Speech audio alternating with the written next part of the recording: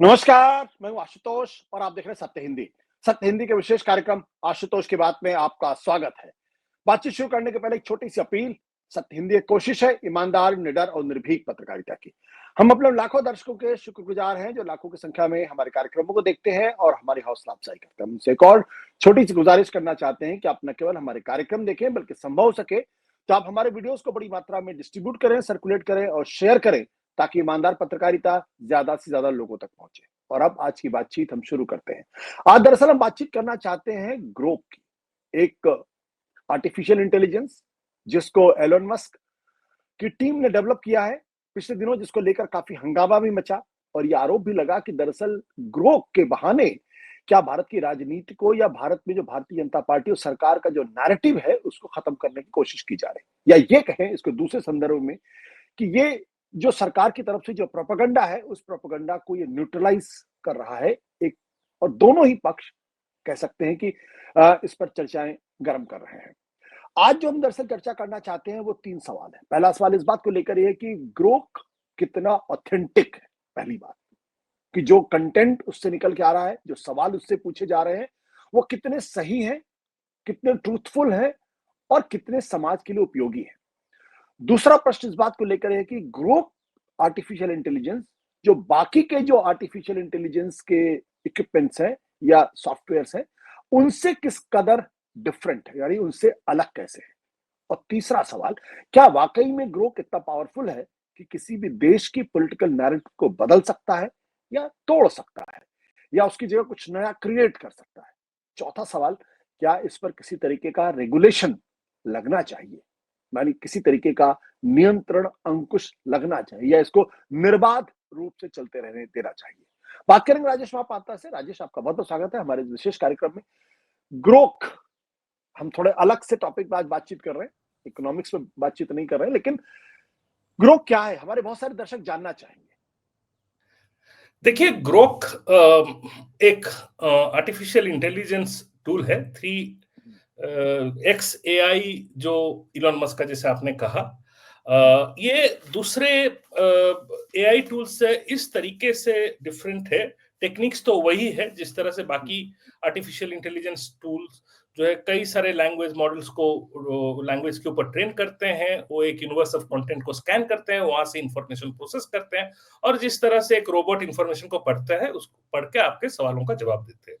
Grok इसीलिए different है कि जो आप चैट जीपीटी कह लीजिए, बाकी सारे जितने ओपन एआई हो या और कोई भी हो, ये लोग जो पब्लिश्ड मटेरियल है उसके ऊपर अपना मॉडल को ट्रेन करते हैं और उसमें वो लोग कुछ पैरामीटर्स और बेंचमार्क फॉलो करते हैं, क्रेडिबिलिटी, ऑथोरिटी, ये सब चीजों को लेकर। साथ साथ में एक टाइम स्टैंप भी रहता है कि ये डेटा हमारा 2023 तक अपडेटेड है, 2022 तक अपडेटेड है। आपको याद होगा जब चैट जीपीटी पहले पहले आया तो तब शुरुआत में 2018 तक का डेटा था, उसके बाद 2021 इस तरह से बढ़ते गया। ग्रॉक डिफरेंट ये इसीलिए है कि ग्रॉक एक तो कॉन्वर्जेशंस को ट्रैक करता है, जो ट्विटर के ऊपर जैसे बहुत सारे conversations over a period of time कोई सब्जेक्ट पे है उसको ट्रैक करता है। दूसरा, ये लाइव चैट और लाइव कंटेंट को ट्रैक करता है। ये एक बहुत बड़ा फर्क है। तो जो कॉन्वर्जेशंस है वो उसमें इन्होंने अपनी कोडिंग की है, किस तरह से कुछ ना कुछ पैरामीटर्स यूज किया होगा वो तो किसी को पता नहीं है। लेकिन इसके साथ साथ इलन मस्क ने जब इसके बारे में कहा था, उन्होंने कहा था कि ये एक अलग तरह का एआई है। इसमें it's an AI with fun, ठीक है, लोग इसको लेकर मजे कर सकते हैं और इसमें एक रिबेलियस स्ट्रोक है और ये वीटी होगा, यानी कि मजाकी होगा, ठीक है।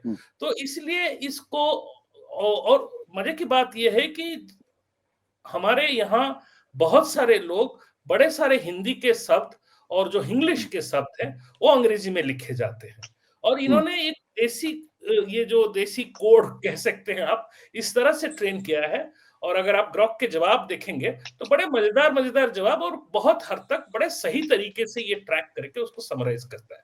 तो इसीलिए ये जब हिंदुस्तान के लोगों ने अचानक इसको डिस्कवर किया है तो ये 1 साल से 2-3 साल से है और ये इसके तीसरा वर्जन आ गया, लेकिन हाल में आपको दर्शकों को दोहरा दे कि शुरुआत हुई जो वायरलिटी, किसी ने ग्रॉक को पूछा कि मेरे 10 बेस्ट म्यूचुअल्स कौन है बताओ।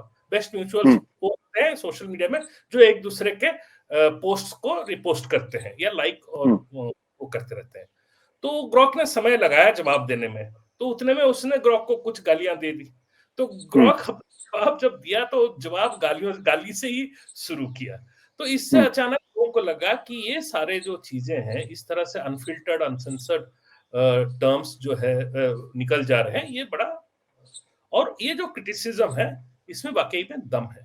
लेकिन उसके बाद जो ये सत्ता में जो सरकार, सत्ता में जो पार्टी है बीजेपी, और उसके खास करके जो अपोजिशन और क्रिटिक सेगमेंट है, इन्होंने एक देखा कि अपने हाथ में एक बहुत अच्छा हथियार आ गया, क्योंकि ये जो सवाल पूछे ग्रॉक को, तो ग्रॉक ऐसे जवाब दिया जो सरकार के लिए बड़ा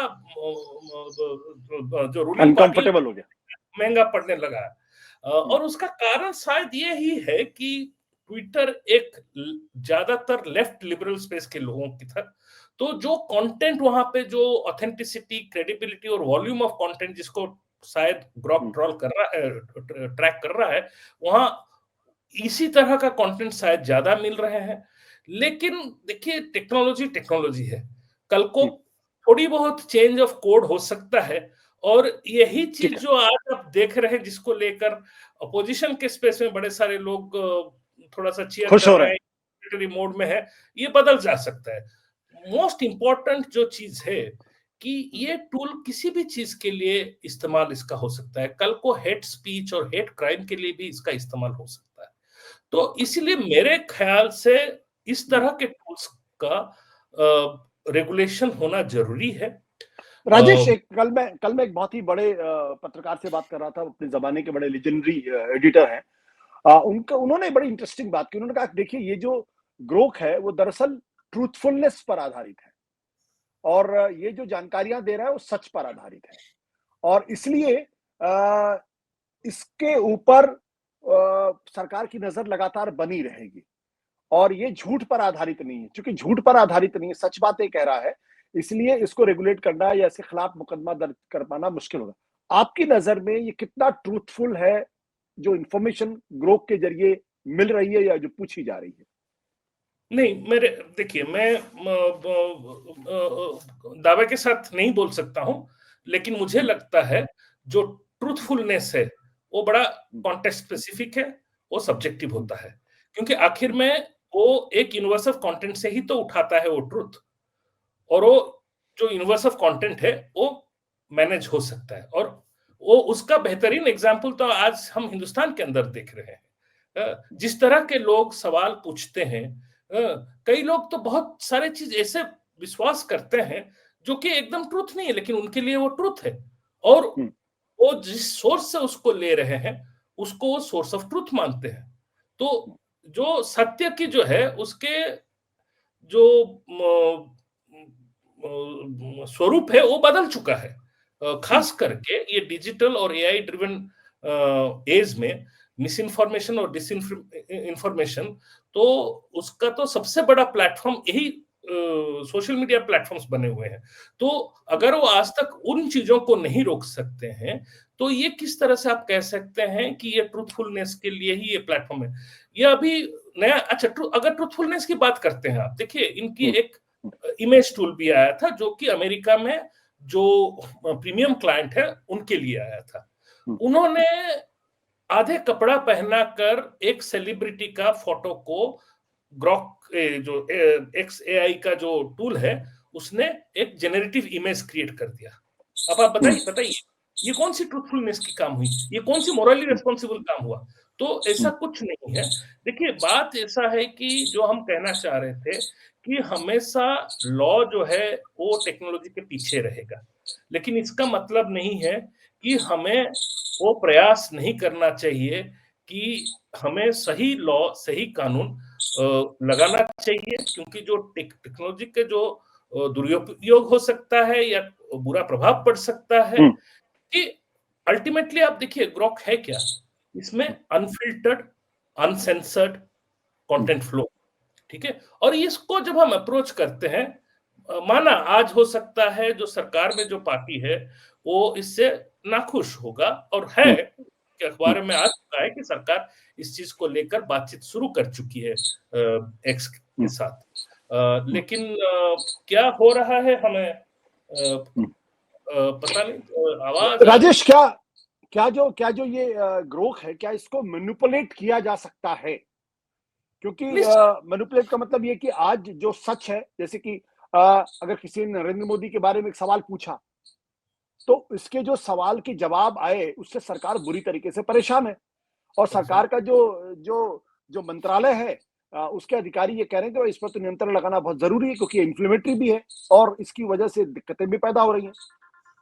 तो क्या ऐसा कुछ मैनिपुलेशन किया जा सकता है कि ग्रोक कल पंडित जवाहरलाल नेहरू के बारे में कहे कि वो तो कम्युनलिस्ट थे, या वो हेट फिगर है, और नरेंद्र मोदी के बारे में कहे वो तो बहुत ही सेकुलर आदमी है और उन्होंने तो समाज में किसी तरीके का डिवीजन नहीं किया? क्या ये पॉसिबल है?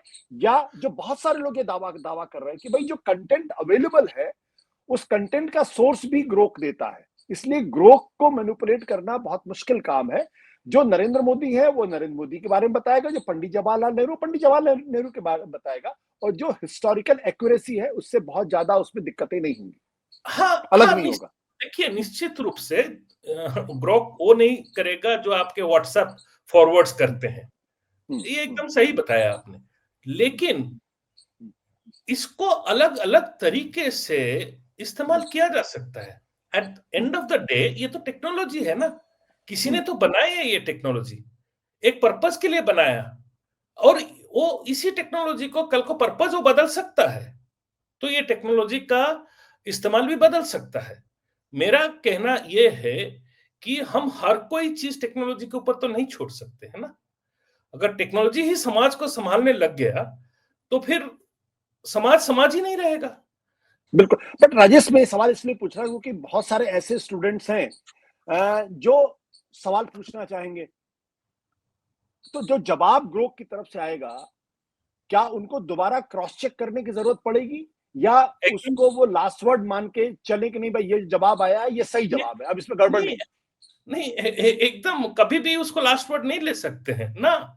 आप जो एस्टैब्लिश्ड जो बाकी जो एआई है, चैट जीपीटी है, वहां पर या गूगल की जेमिनाई है, परप्लेक्सिटी है, वहां पर भी हर कोई आपको कहता है कि भाई इसको आप रेफरेंस मटेरियल के तहत लीजिए, लेकिन उसको आप तथ्य नहीं मान सकते हैं। तथ्य दूसरे तरीके से निकाला जाता है, लेकिन लोग मानने लग जाते हैं। और इसीलिए मैंने कहा कि ये कभी भी इस तरह के टेक्नोलॉजी कोई भी चीज के लिए वेपनाइज हो सकते हैं। और आपने कहा शुरुआत में, आपने ये सवाल पूछा कि क्या एक बड़ा देश का राजनीति भी इससे प्रभावित हो सकता है क्या। हमने अमेरिका के केस में देखा किस तरह से मेटा, आज के जो मेटा के नाम पे कंपनी है, उस समय फेसबुक के नाम पे था, किस तरह से उन्होंने अमेरिकन सेंटिमेंट्स को इन्फ्लुएंस किया। बकायदा अब उसकी एविडेंस, प्रूफ सब कुछ सामने आ चुका है। क्योंकि ये सबसे बड़ी बात यही है कि जो बड़े टेक कंपनीज हैं ये इतने प्रभावी बन गए हैं, ये जनमानस को इस तरह से प्रभाव कर सकते हैं। ये जो पावर ऑफ सोशल मीडिया है, इसके बारे में सीरियसली सोचने की बहुत आवश्यकता है, और इसमें बहुत फायदा हमें पहुंचा है, लेकिन बड़े सारे रिस्क्स भी सामने आए हैं। देखिए आज के डेट पर ग्रोक पॉपुलर क्यों हुआ, और क्यों मोदी सरकार को ग्रोक को लेकर दिक्कत हो रही है? क्योंकि हमारे जो यहाँ पे सत्ताधारी पार्टी है, उसके लिए उसका जो नैरेटिव है, उसका जो प्रोपेगेंडा है, उसको आगे पहुंचाना दिन पर दिन महंगा बनते जा रहा है। अखबारों में बड़े बड़े एडवर्टाइजमेंट दीजिए, बड़े बड़े टेलीविजन चैनल पे प्रोग्राम स्पॉन्सर करिए, बड़े बड़े इवेंट्स करिए। और विपक्ष क्या कर रहा है? विपक्ष के लिए सस्ते मैसेजिंग का दरवाजे एक के बाद एक खोल रहे हैं। तो जैसे हम कहते हैं कि 2024 का इलेक्शन यूट्यूबर का इलेक्शन हुआ, विपक्ष के लिए जनता, आम विरोधी जो है सरकार का, वो यूट्यूब के सहारे सरकार का पर्दाफाश करना शुरू किया।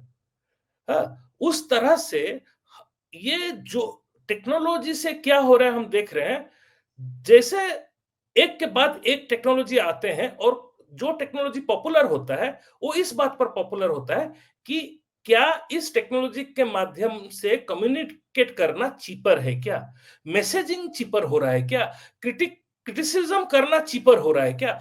और जैसे जैसे आप एक के ऊपर लगाओगे लगाम, बंदा अगले पर चला जाएगा। जैसे आप व्हाट्सएप एन्क्रिप्शन वगैरह को लेकर जब आया, 5 फॉरवर्ड से ज्यादा फॉरवर्ड नहीं हो सकता है और जो फॉरवर्ड करेगा उसको रिस्पॉन्सिबल भी होल्ड किया जा सकता है, तो लोग क्या किए, वहां से टेलीग्राम सिग्नल पे चले गए। बात मैसेज कन्वे करना है, यूट्यूब आ गया। अब देखिए ग्रोक आया है, पहले फेसबुक चलता था, अब ग्रोक बड़ा पॉपुलर हो गया कुछ दिनों में ट्विटर के भी। कल को ग्रोक की जगह और कुछ आएगा।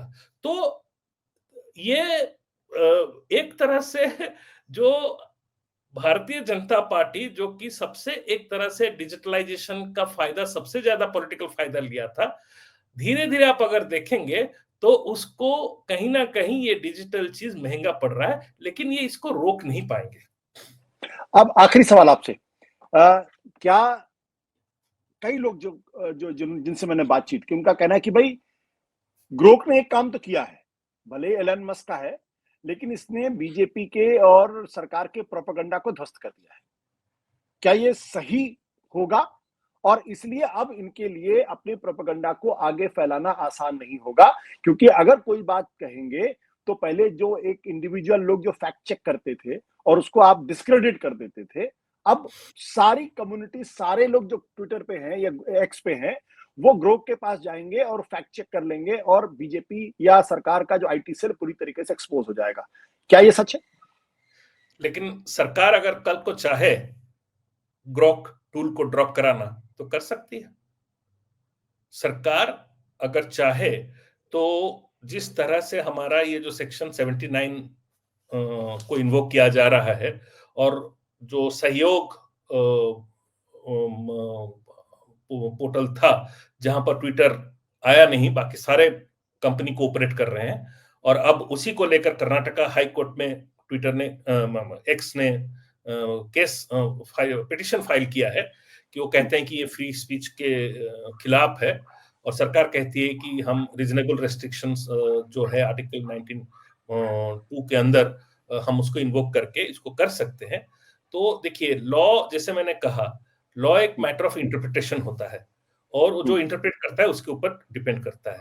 तो आज के डेट पर अगर सरकार चाहे तो ग्रोक को बंद किया जा सकता है, लेकिन सवाल यह है कि सरकार इस तरह के इंस्टेंसेस में पहले जिस तरह से पेश आई थी, इस बार वैसे क्यों नहीं पेश आया है। पिटीशन हाईकोर्ट में ट्विटर ने फाइल किया है अपने तरफ से, यहां ग्रोक का पूरा ये वायरल कंट्रोवर्सी शुरू होने के बावजूद भी सरकार ने कहा क्या है कि हम एक्स के साथ बातचीत कर रहे हैं इस चीज को सुलझाने के लिए। ये एक बड़ा अजीब टाइमिंग, इसका बड़ा अजीब हो गया। टाइमिंग इसका सरकार के लिए बुरा हो गया, क्योंकि अप्रैल 2 तारीख को डोनाल्ड ट्रंप ने डेडलाइन रखा है कि वो हिंदुस्तान के खिलाफ अपना रेसिप्रोकल टैरिफ्स लगाएंगे, और हम लगे हुए हैं किसी तरह से अमेरिका को परसुएड करें, क्योंकि अमेरिका हमारा सबसे बड़ा ट्रेडिंग पार्टनर है। 10% से ज्यादा हमारा एक्सपोर्ट्स अमेरिका जाता है, और अगर हमारे एक्सपोर्ट्स के ऊपर वहां रोक लग गए तो 0.3% से लेकर 0.6 परसेंटेज पॉइंट तक हमारा जीडीपी का ग्रोथ इफेक्ट हो सकता है। तो हम चाह रहे हैं कि किसी भी तरह से एक ट्रेड डील हम बना ले, कुछ सेक्टर्स में उनको एक्सेस दे दे, कुछ उनके लोगों को एक्सेस दे दे, बड़े बिजनेसेस को, और खास करके किसी तरह से इलन मस्क को खुश रखे। प्रधानमंत्री मोदी जब गए थे उन्होंने मीटिंग किया था। अब कुछ दिन पहले आपको मालूम है कि इलन मस्क ने बड़ा एक एग्रीमेंट साइन किया, उनका जो स्टारलिंक कंपनी है यहाँ पे एयरटेल के साथ, और वो टेस्ला को यहाँ पर लाना चाहते हैं, और उनके बहुत सारे प्रोग्राम्स है। और सबसे मूल तौर पे अभी हम ऐसे कुछ नहीं करना चाहते हैं, क्योंकि जैसे हिंदुस्तान के अंदर गौतम अडानी है, अब अमेरिका के अंदर इलन मस्क है। कुछ लोगों का कहना है कि he is the most powerful man of the world today. तो इसीलिए जो सरकार का रिस्पॉन्स आया है वो बड़ा इंटरेस्टिंग है कि हम बातचीत कर रहे हैं। तो अब देखिए सारे चीज वेट करिए अप्रैल 2 तक, उसके बाद क्या होता है देखेंगे। और जब तक ट्रंप और मस्क साहब की जोड़ी बने रहे वहां पर, तब तक शायद आप देखेंगे सरकार इस चीज को लेकर सरकार का रवैया कुछ और रहेगा। और तब तक जो है जो विपक्ष का जो मौज हो रहा है वो थोड़ा होएगा। बिल्कुल, राजेश ने अंत में जो बात कही, थोड़े में कही, ज्यादा समझना। हमारे गांव में कहते थे ना, टेलीग्राम को पूरी खबर मत समझना, अभी बहुत कुछ इसमें आना बाकी है। तो जो बात राजेश ने जहां पे आके छोड़ी कि भाई ग्रोथ पर प्रतिबंध लगाना या ग्रोथ पर किसी तरीके की का अंकुश लगाना सरकार के लिए क्यों फिलहाल बहुत मुश्किल काम है, क्योंकि जो बात उन्होंने कही, मस्क आज की तारीख में दुनिया के सबसे पावरफुल तो नहीं, लेकिन दुनिया के सबसे दूसरे पावरफुल आदमी है। वो सीधे ट्रंप के साथ बैठकर इस वक्त दुनिया की राजनीति को तय कर रहे हैं। तो भारत के लिए भी वो बहुत कुछ कर सकते हो, नुकसान पहुंचा। बहुत शुक्रिया राजेश, हमसे बात करने, थैंक यू।